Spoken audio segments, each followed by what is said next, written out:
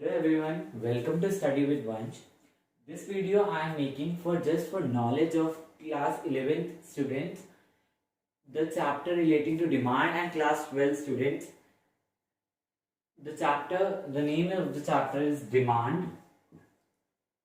This video is just for knowledge that what is demand, how is it created, how is it expressed, and law of demand and its factors. So demand की अगर हम बात करें तो demand होता क्या है? किसी चीज को लेने की चाह, किसी चीज को लेने की चाह होती है, उसको हम कहते हैं डिमांड. हम नॉर्मली इस चीज में एक्सप्रेस करते हैं, लेकिन अगर हम इकोनॉमिक्स की टर्म में बोलें तो डिमांड एक्सप्रेस और डिमांड क्रिएट कैसे होती है, ये चीज हमें मेन जानना जरूरी है. आप कहते हो मुझे ये मार्कर चाहिए, मुझे ये मार्कर चाहिए, तो इसकी आपकी डिमांड है. अब आपने ये मार्कर लेने का क्यों सोचा, इसकी डिमांड कैसे क्रिएट हुई, हम वो पढ़ेंगे. सबसे पहले कि आप अगर कोई सामान खरीदते हो, आपने कोई चीज खरीदी, आपने लैपटॉप खरीदा, आपने एप्पल आईफोन खरीदा, तो उस चीज की डिमांड क्रिएट कैसे हुई है और उसको हम किस वे में एक्सप्रेस करा जाता है इकोनॉमिक्स में, हम वो आज इस वीडियो में सीखेंगे. सबसे पहले अगर मैं बात करूं कि डिमांड, जैसे अब मैं एक ही एग्जाम्पल लेके चलूंगा पूरी वीडियो में. फॉर एग्जाम्पल कि मैंने इस मार्कर का लिया है, इस मार्कर की कॉस्ट है 25 रुपीज. हाइपोथेटिकल एग्जाम्पल है, वैसे है इतने आसपास ही. सो 25 रुपीज. अब आपको इस चीज को लेने की चाह कब होगी, मतलब कि वो चीज क्रिएट कब होगी, हम वो चीज सीखेंगे इसके अंदर कि क्रिएट कैसे हुई, उस चीज को लेने का चाह आपके अंदर जागी कैसे, तो उसको हम पढ़ेंगे. सबसे पहले तो आपकी डिजायर होनी चाहिए. क्रिएट कैसे होती है डिमांड, सबसे पहले आपकी डिजायर होनी चाहिए कि आप उसको सच्ची में लेना चाहते हो. कई बार आप सामान लेते हो, कहते हो हाँ ये मेरे काम का है, मुझे ये सामान खरीदना है, तो आपकी डिजायर है.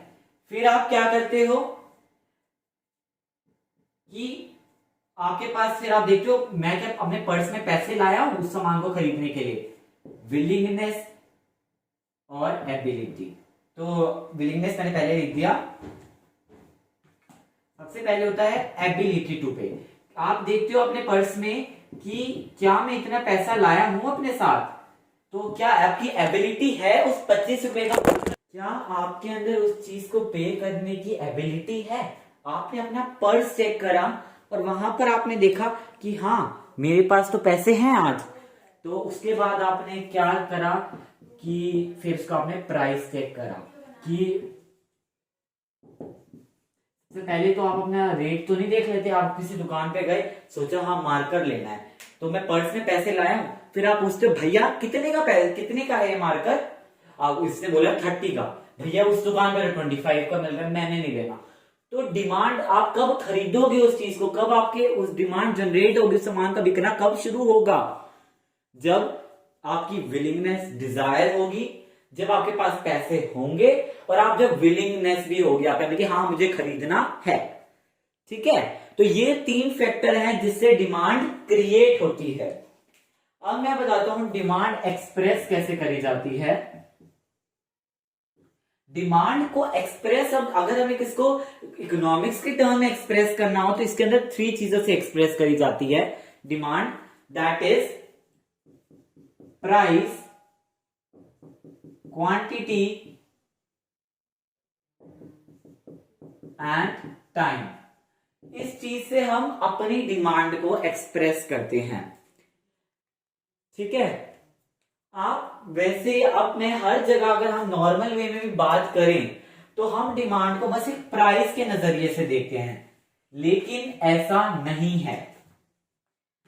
प्राइस तो होता ही है फैक्टर जिससे हमारी डिमांड, मतलब अगर प्राइस बढ़ता है तो आप, अगर आपका प्राइस बढ़ गया एक कॉमोडिटी का, तो आप उसकी डिमांड क्या करोगे, कम कर दोगे. लेकिन अगर प्राइस कम हो गया तो आप डिमांड बढ़ा दोगे.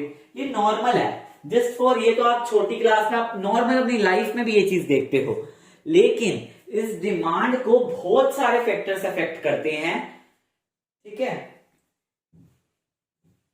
और आप जो इकोनॉमिक्स पढ़ रहे हो ना, आप एक प्रोड्यूसर के पॉइंट ऑफ व्यू से पढ़ रहे हो। प्रोड्यूसर एनालाइज कर रहा है कि उसकी प्रोडक्ट की डिमांड किस किस फैक्टर से अफेक्ट हो रही है। तो ये चीज अपने माइंड में क्लियर रखना।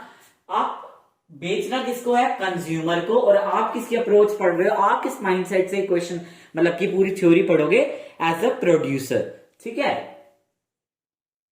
सो अगर मैं बात करूं फैक्टर्स अफेक्टिंग डिमांड, सबसे पहले अगर मैं फैक्टर्स की बात करूं कि क्या क्या फैक्टर्स हैं, क्या क्या कंडीशंस है जो डिमांड पे अप्लाई होगी, उसको अफेक्ट करती है, उसको बढ़ाती या घटाती हैं। तो एक तो सबसे पहले आ जाता है प्राइस ऑफ द कमोडिटी।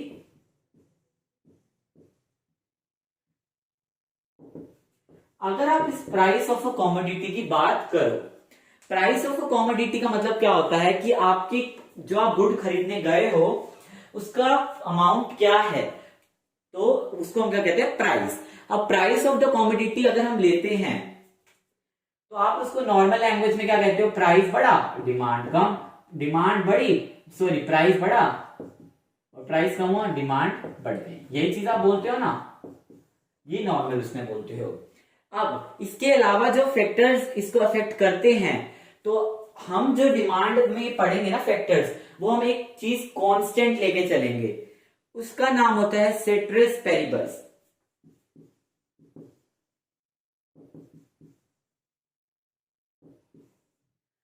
हम कहते हैं other things remain constant, when the price of the commodity rise demand will fall. अब ये सेट्रेस पेरिबस क्या है? ये सेट्रेस पेरिबस ये है एज की डिमांड को हम बोलते प्राइस में है, लेकिन उसको बहुत सारे फैक्टर्स अफेक्ट करते हैं। तो अगर हम एक खाली प्राइस का पॉइंट ऑफ व्यू पढ़ रहे हैं कि प्राइस से क्या होगा, तो हमें और चीजों को मान लेना होगा कि वो सब कांस्टेंट है, उनका कोई इफेक्ट आ ही नहीं रहा है डिमांड पर, क्योंकि डिमांड को बहुत सारे फैक्टर्स अफेक्ट करते हैं। और हम किसका पढ़ रहे हैं? खाली अभी प्राइस का, कि प्राइस का क्या रोल होता है डिमांड को अफेक्ट करने में। तो हम और सारी चीजों को और फैक्टर्स को मानते हैं, जो मैं फैक्टर्स अभी पढ़ाऊंगा उस सब को हम क्या मानते हैं? कांस्टेंट। होप सो आपको सेट्रेस पेरिबस का मतलब क्लियर हो गया होगा।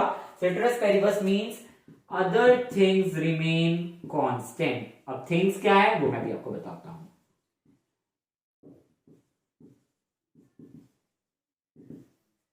ठीक है। अब इसके बाद एक फैक्टर प्राइस ऑफ कमोडिटी के बाद एक और सेकंड फैक्टर आता है, वो आपके लिए नया है और कईयों ने सुन भी रखा होगा।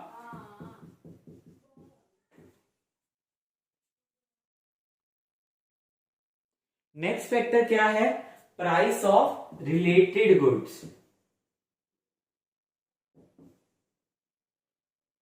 प्राइस ऑफ रिलेटेड गुड्स, ये क्या मतलब होता है?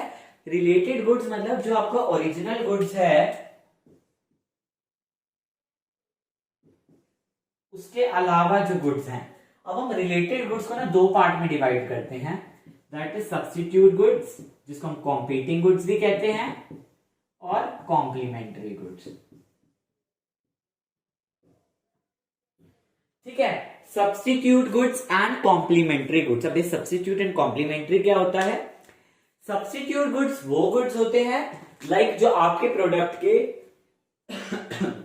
सॉरी जो परफेक्ट सब्स्टिट्यूट हो, जैसे कि टी या कॉफी। मैं टी नहीं पीऊंगा तो मैं कॉफी पी लूंगा, टी नहीं पीनी तो कॉफी पी लो, इसके बदले ये, उसको क्या कहते हैं? Substitute goods. और कॉम्प्लीमेंट्री जो इकट्ठे चल रहे, मतलब इसके बिना इसका कोई काम, अगर मैं पेन ले लूं और उसकी इंक ना लूं, कोई यूज है उस पेन का? नहीं है ना। तो पेन और इंक क्या है? कॉम्प्लीमेंट्री गुड्स, कि दोनों का साथ साथ होता है। ठीक है। तो देखो अगर मैं एक सब्स्टिट्यूट गुड्स की बात करूं, ध्यान से देखना, substitute goods like substitute goods मैंने ले लिया, आपका जो गुड्स है ना, जो आपका इसमें है वो आपका है टी। टी आपका ओरिजिनल गुड है। ठीक है। टी आपका ओरिजिनल गुड है जो आप बेचने जा रहे हो अपनी मार्केट में। तो आप एज अ इकोनॉमिक्स, आप इकोनॉमिक्स को ये चीज इसलिए इंपॉर्टेंट है कि अगर आप कोई धंधा करने जा रहे हो तो आपको बिजनेस इकोनॉमिक्स की नॉलेज होनी चाहिए, तभी आप देख सकते हो कि मेरे को अपने प्रोडक्ट का क्या प्राइस सेट करना है, कितने मेरे कॉम्पिटिटर है, कितने को सब्स्टिट्यूट गुड्स है और उनका क्या प्राइस है और मेरी क्या डिमांड है मेरे प्रोडक्ट की। तो ये चीज आपको, अगर आप एक नॉर्मल बिजनेसमैन भी बनना चाहते हो तो ये चीज की नॉलेज तो होनी बहुत ज्यादा ही जरूरी होती है। तो अगर मैं बात करूं अपने गुड्स की, तो मेरा गुड्स का नाम है ओरिजिनल, मैंने अपने गुड्स का नाम लिया ओरिजिनल गुड और उसकी क्वांटिटी।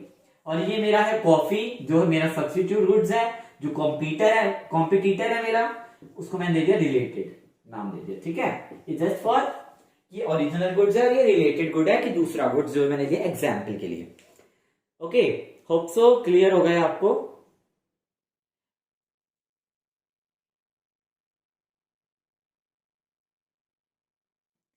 ओके, तो अब प्राइस, अब मैंने मान लिया जो मेरे गुड्स के प्राइस है ना, वो मैंने जो अपने गुड्स के प्राइस माने ना वो कांस्टेंट माने हैं।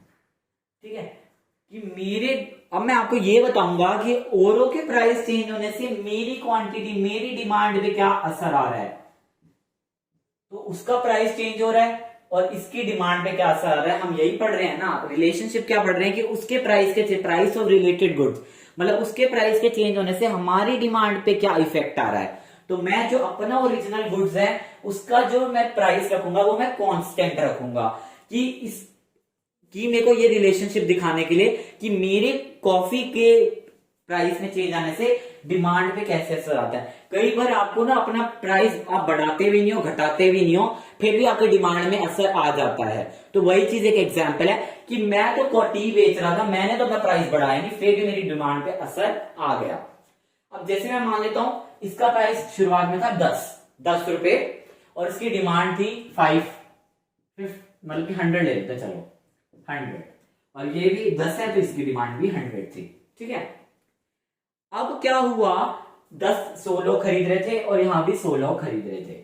अब क्या हुआ, इसके प्राइस में असर आ गया 5 रुपए, मतलब 5 रुपए ये सस्ता हो गया, 5 रुपए सस्ता हो गया तो यहां पर डिमांड हो गई इसकी 150 रुपए। ठीक है, अब ये 50 लोग कहां से आए, जो टी पी रहे थे अब वो क्या पी रहे हैं, कॉफी, तो इसकी डिमांड क्या होगी 50। अब आपका प्राइस कॉफी का मान लो बढ़ गया, आपके जो कंप्यूटर गुड्स है उसका प्राइस बढ़ गया, उसकी डिमांड हो गई आपकी मान लो 50। तो आप अब ये 50 लोग, अभी 100 लोग कहां गए, यहां आ गए, 100 प्लस 50 150। तो आप देखो कि प्राइस आपने अपने गुड्स का चेंज नहीं करा, कांस्टेंट रखा इसे, लेकिन फिर भी आपकी डिमांड में असर आ गया। तो अब तभी हम कहते हैं जब भी हमें कोई फैक्टर पढ़ना होता है, अब जैसे मैं सब्स्टिट्यूट गुड्स पढ़ रहा हूं, प्राइस ऑफ सब्स्टिट्यूट गुड्स, तो प्राइस ऑफ कमोडिटी में कांस्टेंट रख रहा हूं, जो मैंने आपको पहले बताया था अदर थिंग्स रिमेन कांस्टेंट। अगर एक फैक्टर आप पढ़ रहे हो तो सारी चीजों को कांस्टेंट रख के फिर देखो कि आपकी डिमांड पे क्या इफेक्ट आ रहा है उस चीज का।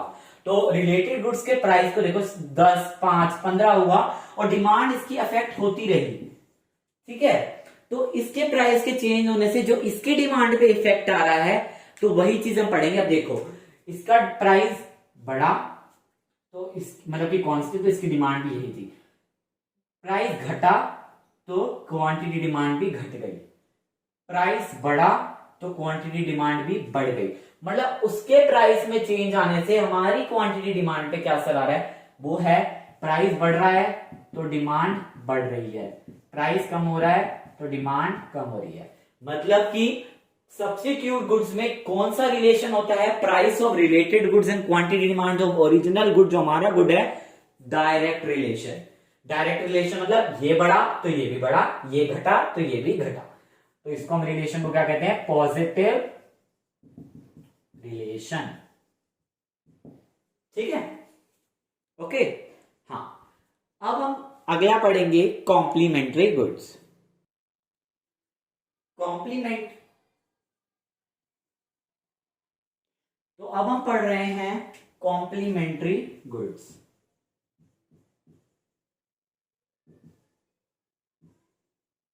कॉम्प्लीमेंट्री गुड्स का मैंने आपको एग्जांपल दिया इंक और पेन, मतलब क्या एक का यूज ही नहीं है जब तक दूसरे की डिमांड कुछ होगी ही नहीं। ठीक है, तो इंक और पेन का एग्जांपल दिया था मैंने आपको।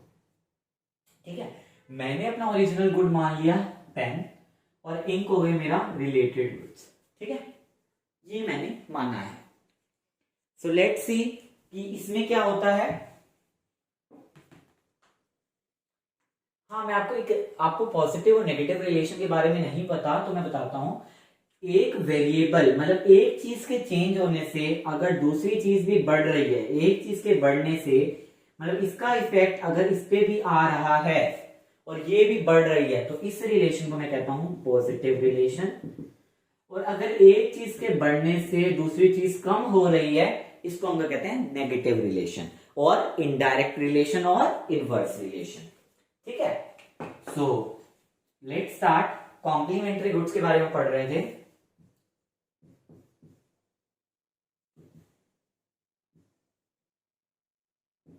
बस आज हम यही कॉम्प्लीमेंट्री गुड्स तक कवर करेंगे और हम कल वीडियो में कवर कर लेंगे।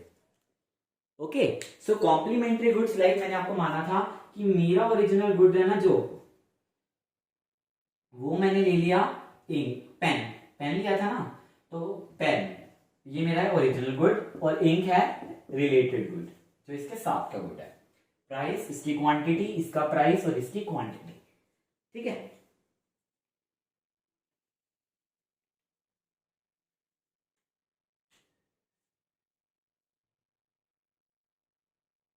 अभी क्योंकि हम यहां पर आपको लग रहा होगा कि हम प्राइस क्वांटिटी क्यों लिख रहे हैं, क्योंकि हम क्या पढ़ रहे हैं, प्राइस ऑफ रिलेटेड गुड। हम कौन सा फैक्टर कंसीडर कर रहे हैं, price, that's why we are rating price. लेकिन हर जगह वैसे जो डिमांड है वो प्राइस और क्वांटिटी में ही रिप्रेजेंट होती है, इन केस ऑफ अगर हम प्राइस फैक्टर ले रहे हैं। ठीक है, और फैक्टर्स अभी हम पढ़ेंगे। तो प्राइस मैंने अपने ओरिजिनल गुड्स का क्या माना है, अदर थिंग्स रिमेन कांस्टेंट। ठीक है, इसकी डिमांड थी 100, 10, 100। अब देखो प्राइस कम हो गया, मान लो इंक का, लोग आपकी नॉर्मल मेंटालिटी लगाएं तो प्राइस कम हो जाता है तो लोग डिमांड ज्यादा करते हैं। इंक की डिमांड हो गई 150, तो आप बताओ क्या प्राइस के घटने से इंक की डिमांड हो गई 150। अगर इंक है तो पेन की जरूरत तो होगी भाई, इंक तो कैसे चलाएगा, पेन की जरूरत तो होगी, तो इसकी डिमांड भी क्या हो जाएगी, उतनी जितनी इंक है, क्योंकि एक पेन के लिए एक इंक तो डलती है उसके अंदर। थोड़ी ड्राइंग वैसी है, तो जस्ट एस एग्जाम्पल। अब प्राइस मान लो इंक का बढ़ गया, तो इंक की डिमांड मान लो 50 हो गई। प्राइस बढ़ गया तो इंक की डिमांड हो गई 50। अब इंक 50 बंदे ले रहे हैं, 50 ले रहे हैं इंक, तो पेन भी तो 50 ही लगेंगे। समझ रहे हो ना कि प्राइस के बढ़ने या कम होने से, देखो प्राइस बढ़ रहा है, नॉर्मल है तो नॉर्मल, कम हुआ प्राइस तो ये क्या हुआ, बढ़ गया। और जब प्राइस बढ़ गया तो क्वांटिटी डिमांड देखो कम हो गई। मतलब कि दूसरे गुड्स के प्राइस के चेंज होने से अपनी क्वांटिटी पे क्या असर आ रहा है, उसी का मतलब है प्राइस ऑफ रिलेटेड गुड। मतलब दूसरे के प्राइस, रिलेटेड गुड के प्राइस को चेंज होने से हमारी डिमांड में क्या इफेक्ट आ रहा है जो हम प्रोडक्ट बेच रहे हैं। तो देखो ये आ रहा है इनवर्स रिलेशन या फिर इनडायरेक्ट रिलेशन। प्राइस कम हो रहा है, डिमांड बढ़ रही है, और प्राइस बढ़ रहा है, डिमांड कम हो रही है। तो ये चीज है, ये फैक्टर है। ठीक है, ये है कॉम्प्लीमेंट्री गुड्स। और इसमें कौन सा रिलेशन होता है, indirect relation between price of related goods and demand of original goods. Indirect कह सकते हो, इनवर्स कह सकते हो, या फिर और क्या कह सकते हो आप, नेगेटिव, तो कुछ भी कह सकते हो। ठीक है, और हम अगली वीडियो में कवर करेंगे जितने भी और फैक्टर्स हैं। होप सो आपको ये चीज अच्छे से क्लियर होगी। Thank you.